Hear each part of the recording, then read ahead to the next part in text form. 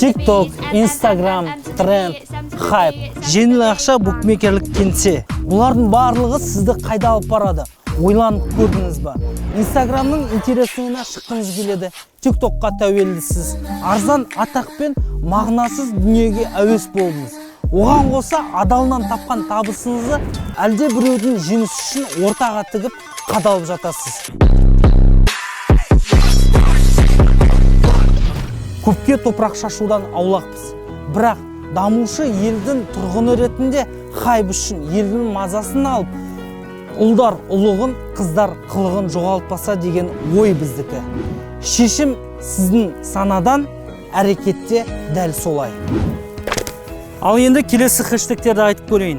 Білім, ғылым, инвестиция, даму, отан. Осыларды айтқанда ойыңызға не келді, не сезіңіз?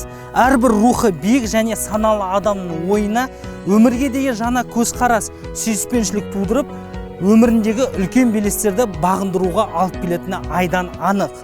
Абай атамыз айтпақшы, өзіне сен, өзіңді алып шығар, ақылы мен қайратын екі жақтап. Өзіңізді өзіңіз өсірмесеңіз, сізге келіп ешкім су құймайтынын естен шығармаңыз.